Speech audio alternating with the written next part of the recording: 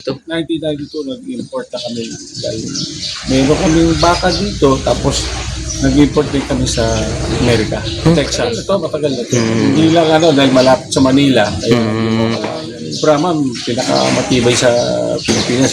Basta may puti na baka, may lahing Brahman yun. Yun yung kaya yan yung subok na rito sa Pilipinas. Okay. Kaya sa weather natin, ay matibay ito. Isang araw mga talong Stevie, na dito tayo ngayon sa 5A Cattle Farm, breeding farm dito sa San Mateo, Rizal, at tayo po ay napabisita dito. Tayo po, napanayam natin yung may-ari ng bakahan nito, tagtanong-tanong ng ilang impormasyon lalong sa mga breed ng mga baka nito. Kaya samahan nyo sa ating video sa ating cattle farm, visit dito sa San Mateo, Rizal, 5A Cattle Farm. Yun na, magandang umaga mga talong Stevie. Nandito na tayo ngayon sa 5A Cattle Farm, breeding farm nandito po sa San Mateo, Rizal. Ayan, dumating po tayo alas 6 ng umaga. Ayan po. Tayo napapasyal dito sa kanilang farm. Medyo magap tayo, 7 ang usapan, pero eto po, napagap tayo ng dating. Meron na mga dumating din dito ngayon na nauna-una. Ito na yung farm nila dito. Good morning. Sige, kumain na. Ayan. Good morning po. Ayan. Good morning, sir. Ano nga po pangalan, sir? Ian Abalos. Si Sir Ian Abalos. Ito po ay... Welcome. Opo, yan si Sir. Tayo nakapasyal sa kanila dito. Sir, matanong ko lang po, kailan po kayo nag-umpisa dito ng inyong breeding? Balik kami 1992. 1992. 1992 nag-import na kami dahil meron kaming baka dito tapos nag-import din kami sa Amerika, Texas. Opo. Ibig sabihin po matagal na rin ito pong lugar dito niyo? Okay. Matagal na to. Hindi lang dahil malapit sa Manila. Kaya Bakahan. Oo. Matanong ko lang po, ito po kalimitan po, ito mga baka nito, yung mga imported po, siya i-breed nyo na rin dito? Breed ko na rito. Breed na rin. Island born. Island born po ito. Pero meron din doon sa kabila. Kumbaga island born, pero yung magulang, yung imported. Yung sire tsaka dam, imported na po. Sir, ba't naman po sa ba't Brahman po ang napili nyo? Di ba marami rin pong klase ng mga... Sa lolo ko pa yan Tsaka Brahman, pinakamatibay sa Pilipinas. Basta may puti na baka, may lahing Brahman yun. Yun yung kaya yan yung subok na rito sa Pilipinas. Okay. Kaya sa weather natin, ay matibay ito. Ibig sabihin generation po pala, kumbaga sa mga ninuno nyo po talaga, pagbabaka na rin talaga. Pero nung lolo ko pa, siyempre, wala pa importation. Wala pa. Kumbaga, mga local lang. Local lang. Tapos, nung nag-import, tumaas na yung yun. Dahil niya, puro niya. Puro na kaya ba't naman po naisipan nyo magkuha ng imported na Brahman? Imported, yung kumbaga, yun ang pinakamaganda. Okay po. Yung pinakamaganda yun sa imported. Texas, kumbaga.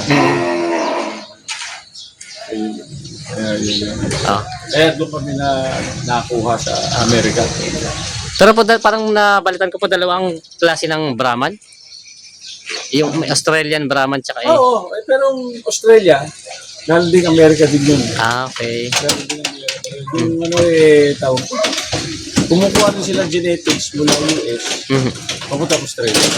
Pero tinawag nila Australia Brahman. Ito, pwede kong tawagin ang Philippine Brahman na to. Nandito na rin sa atin. Dito na na-develop. Dito na rin. Kaya, ngayon po, may ilang ang alaga niyo, ilang baka po ang alaga niyo dito? Ito, 80 pa lang. 80 lang to. Malit lang to. Kumbaga po, kasi kayo pala kumbaga pag nag-out din talaga po kayo pag may gusto, may interesado. Ito pa pang-out nila po pala. Nag-out kami mga 18 months pataas. 24 months. Kaya hindi kami itong batch na to. Kaya. Kasi may nakita pati ako doon may malilit kayo doon, hindi pa pala po pwede po yun. Wala pa yun. Yung parang mga junior bull ko tawagin nila. Oo, ito na. Ay, ganito ka lalaki. Kasi para mas ma-appreciate ito, gusto ko na. Nakita mo na Yung katawan. Pag maliit pa, hindi mo pa makita yung Mm. yung forma. Ito, nakita mo na. Ayan po ano sir. Ayan sila sir. So ito po pala yung 1991 pa pala itong farm nyo dito. 1992? Oo. Tagal na rin po. Tagal na rin. Mm.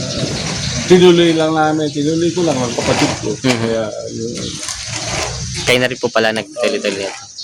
Ayan po. Ito po yung... Sir, pwede natin, sabi niyo meron kayo dito yung mismong galing Amerika. na imported. Pwede natin makita. Oh, ayun. Ito po yung, ito po yung nasa dulo. Yung kumbaga, nanay, yung sire noon, tsaka dam, Ah, ah. imported. Pero yung sire, AI kami. Sa AA din po kayo. AI ako rito. Hmm. Mas marami AI dito kung ano. Ako mismo nag-AI. Kayo na rin po mismo? Ako nag-AI. Kaya, yun, paano ko yun? May mga imported doon na galing sa imported na inahin. Yun pala. Kung mas maganda po pala ang AI ngayon kasi kaysa ibabiyahin nila yung mga baka nila galing ibang bansa. Pero yung mga babae, may biyahe kami. Meron din po yung malalaki. Nakita ko may malalaki nga doon. Oo, Yun po yung mga imported na talaga siya. Biyahe talaga yun. Tapos yung similya na lang ang ginano niya dito. Kaya, yun ang aming yung ginagawa dito ko ano. AI pero din natural kumbaga. Meron din po. Kasi parang may yung ganador po, yung malaking yun nandun. May ganador din kayo doon. Tapos meron pa doon isa. Pero sir, pagka kasi ito mga kalimitan, siyempre napapanood nyo rin siguro ko. Lagi tayo sa mga livestock. Kayo naman po wala kayong kumbaga month na maglalabas. Basta may, pwede silang pumunta dito. Kunyari kitings. Anytime po. FB naman. Messenger. Pwede yan. One day notice lang. Pwede na. Para punta dito. Para. Open kami. Malapit lang eh. Tamarong gawin siguro less than 30 minutes. Opo, dito sa malapit nga lang. Malapit lang kami. Kami pinakamalapit na part sa Manila. Awawat naman po doon sa transportation niya. Kung sakaling, siyempre, galing dito yung baka, meron naman ko yung kung di-deliver. Meron marirecommend. Na-deliver. Patutulungan namin yun sa maghanap ng tracker. Po yung tracker. Kasi minsan yung tracker, kailangan may kasabay para hindi, tapos makameno. kasi medyo mahal-mahal. Magkasabay na kukuha din. Yun. Sir naman, ito naman tatanong ko at siyempre marami nagka-comment sa atin mga Visayas. Ano po pinakamalayo na padalhan itong mga baka niyo? Jensan. Jensan po, abot ng Jensan. Mindanao ka po, Mindanao yun. Mindanao. Mindanao na. Kay kay Alcantara. Naku, padala na. Sarangani. Padala ko yun. Pinapalayo. Pinakadulo na yun. Opo. Kaya naman po. Huwag lang. Mahirap lang yung mga isla. Opo, yung mga tawid na. Patanis yung mga isla. Yung medyo Palawan. Medyo mahirap doon sa Palawan. Transportation po yung sa mga bangka. Bihira kasi papunta ron eh. Bihira. Pero Mindanao, marami yan. Tsaka maraming baka doon sa Mindanao. Sir, ibig sabihin ko po itong baka nyo ay highly recommended nyo pag yung gusto mga mag-upgrade ng mga baka. Oo, ito kasi sayang ang panahon eh. Yun na. Ayun, kung kaya mo, yung kaya ng budget mo, yung pinakamagandang kaya ng budget mo, yan ang kunin mo. Ang tagal magpaganda. Matagal magparami. Sayang yung Yung panahon po. Pareho naman ang alaga ng Pakain. imported o sa basta baka pareho naman alaga niya. Kaya sayang panahon ko. Kaya kung puno lang yung pinakamagandang para ako na makuha yun na abot ng budget yun. Yun ang sayang ang panahon. Kami matagal 1992. Ngayon lang kami ganito na taon na yun. Pero talaga yung isang barako naman 10 taon magagamit ko. Opo, matagal-tagal na siya. Hintahin mo na lang ilang anak ang Kaya. may papasa sa doon mo i-divide yung kung mo sa'yo agad to. Unang dilig, mahal. Oo, yun ang ginano niya iba mahal. Hindi ganun eh. Ang tutulong ko ilang lahi na ilang barako o ilang guya ang papalabas sa'yo. Ilang lahing yun. Yun mo isipin, tapos i-divide mo. Ilang taon mo gagamitin. 10 years po. 10 years pala. 10 years kaya. Kaya naman. Barako ng table. Diba? Kaya sulit yun. Sa unang tingin lang naman. Kasi yung unang bitaw mo ng pera yun. Ganun talaga. Ayan na si Sir. Sir, pwede natin, habang pwede nyo kayo i-tour lang na konti. Oh, Silipin na natin yung mga baka nyo. Oo. Ayun, nakita na natin. Habang wala pa yung iba, tayo napagap dito ito yung mga baka, Sir. Para matanong natin kay Sir yung mga ito po yung mga bata pa po, Oo, ito yung mga yearlings. Yearlings po ang tawag nila. Yearlings Barako. Barako. Ito po iniiwalay niyo. Bata po to. Oo. Next batch ko, lalabas. Mm-hmm. Yan. Tapos ito naman po yung mga babae naman. Ito yung mga heifers ko. Mga dumalaga po ito. Oo. Mga dumalaga. 12 to 15 months. Oo. Panggamit ko. Kumbaga, Panggamit ko. Hindi ako naglalabas ng babae. Yun nga patatanong ko. Hindi ka naglalabas sa babae. Gagamitin ko yan. Ah. Kasi na-improve ko na yan. Ah. Gagamit ko yan. Oo. Mag-import ako. Ito maganda. Oo. Okay na ako dito. Kita niyo na pati yung baka na. Oo. Opo, parang nakapansin ko pati yung mga babae, yung mga baka lalaki. Oo. Sobrang lalaki niya. Kala ko sabi ko parang mga lalaki siya pag titinang pati yung mga katawan niya. Oo. Kaya nga, yung genetics sa tagal ng panahon, improve na. Hindi na nagkakalayo yan sa imported. Okay. Yung imported na mismong baka, makikita mo rin. Halos pareho na sila, kumbaga. Opo, ang lalaki nga. Halos kasi laki na yung mga bulle. May iba ko, sir, hindi naman yung sa, hindi naman kayo nagkakaroon dito ng tag nila kasi parang ang lalaki ng katawan niya. Hindi naman siya nagtatagla dito sa Tagalog, di sa atin, nagmamatsura, kumbaga yung hindi siya nag-aanap. Tama lang yan. Ganyan lang po talaga, katawan nila. Malaki talaga. Malalaki lang talaga siya. Ayun, tinlaki o, tinulaki o. Grabe yung katawan, no? Yan. Dito na yan, paanak ko na yan. Paano nangyari po dito? Pero ito yung mga imported. Ito ang imported na sabi. Halos pareho na. Sinlaki na siya. Ito imported ko. Ito imported na po. Ito po yung mga to imported na ito mga natin. Imported to, galing Texas to. Ito na nga pala. May mga mark sila na Ito nakikita ko nga sa mga yung mga mark nila dito sa nila. Ako nanonood din po ng mga yung mga American Brahman eh. Ayan, ito yung mga imported na pala. May Hadjids, may may V8, ang V8 nga pala. BRC, may Heritage, yung apat.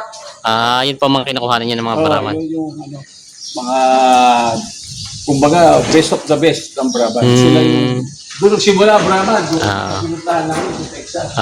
Sa Hungerford.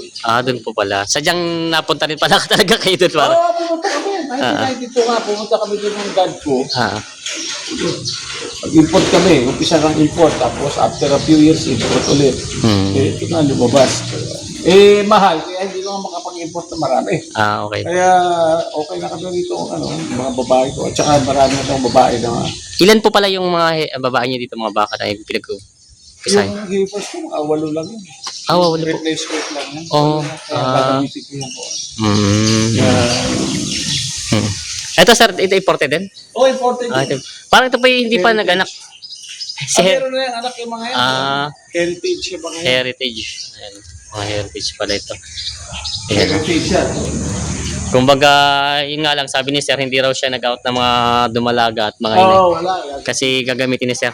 Kumbaga, hindi sila lang, kung lalaki ko nila para pang-upgrade sa mga baka nila po. Yun na lang ang ano. Kaya, yun. Ayan, ito natin. Silipin ko lang sir, ang lalaki. Sige. Grabe mga katawan nila. Parang isang anakan pa lang po ito, ano? Isang anakan pa lang? Halos lang isa pa lang. Oo, grabe. Meron na rin dalawa. Dalawa. Ayan, lalaki. Ayan. Grabe mga katawan nila eh. Ayan. Si sir. At tapanim natin. Tapos dito po, halos na ikutan na rin natin yung mga baka nila dito. At may si sir habang wala pa yung mga ibang bisita na panayam natin. Ito po yung alpasan nyo pala. Ito yung Ayan, ito alpasan nila. area. Wala dito kasi masama din yung semento lagi. Masama sa paa, tsaka sa kuko. Kaya meron kami ganito. Dito nakikita. Parang exercise area. Opo. Ito naman sir, parang hindi ba kulang yung o meron din kayong stock na parang nakita mga meron naman kayo daniman. Kaya yun yung yung pinaka nila sir. Yung sa kabila, meron pa sa kabila. Sir, maraming salamat sa inyo ha. Pagbigyan natin magkakataon tayo sir. Opo, ayan, thank you sir. Sir, God bless. God bless sir. Thank you po. Okay, makapasyal kayo dito. Message lang kayo sa Facebook. Apo 5A. Sa 5A Cattle Breeding Farm. Welcome mo kayo dito anytime po. Sir, ano pong address nyo ulit dito? Bale, address to is Patiis, Barangay Malanday, San Mateo, Rizal. Pag yung waste po, pag yung... Pag Waze, Asacor/5A Cattle. Yun po, madali na po Yan siya ang, makita. sa Waze. Yun, madali na makapunta rito. Yan. Walang putek, sementado lahat. Hindi sila matatakot at ito yung nasa city. Sementado lahat. Sir, thank you. Okay, thank you. Yan, mga talong Stevie. Ang mga baka nila dito, tinan niyo po. Ito yung mga babae, pero grabe yung lalaki. Ang katawan na halos parang lalaki. Oh. Sobrang lalaki ng mga katawan. Dito ito sa 5A breeding farm. Grabe. Oh. Ilan taon ang pinakamatanda mong baka dito? Sa babae, siguro Nutrition, tsaka management. Tsaka yung puso. Kailangan passion nyo rin eh.